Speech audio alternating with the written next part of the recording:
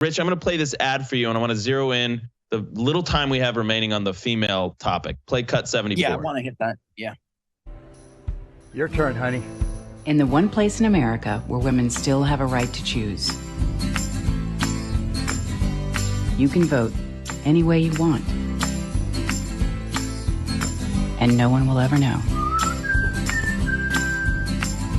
Did you make the right choice? Sure did, honey. Remember, what happens in the booth stays in the booth. Vote Harris Walls. Vote Common Good is responsible for the contents of this ad. Truly disgusting ad, basically telling women to lie to their husbands about who they voted for. Yeah. But it's disgusting. I mean, there's so much wrong with this ad. I don't even know where to begin. But in the limited time we have left, Rich, about a minute, they are banking everything on this woman vote. Are you seeing it in the data?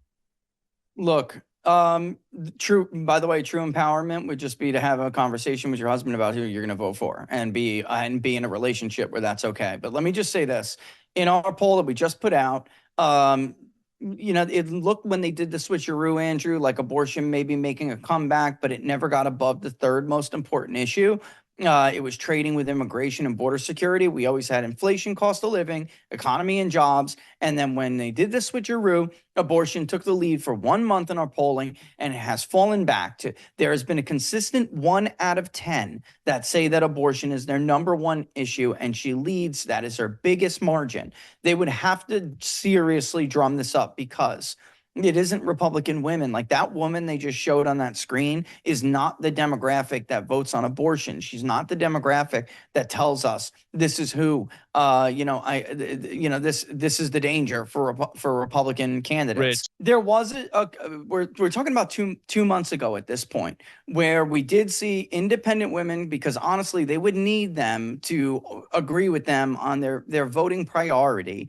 They would need them. They have since tapered off, Andrew. And what we saw, because it's not just the new numbers, it is a trend where immigration started to pull away from abortion as the number 3 issue. And now it's at 17 compared to 10.7 for abortion. That's the entire vote, by the way, not just the likely voting electorate. Inflation and cost of living, 30%. Economy and jobs, 18%. Immigration, 17%. And then abortion way back there at 10%.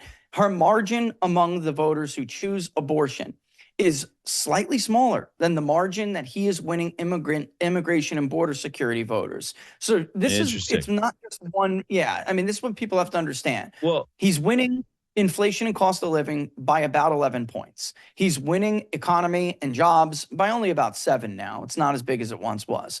And then she's winning he's winning immigration and border security voters by nearly 20 points.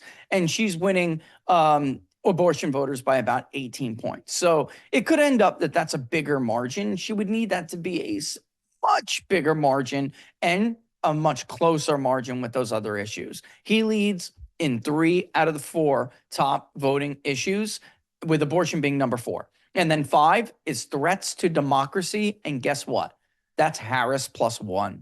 That's it. Because they surrendered that with lawfare. That once upon a time was about January 6th.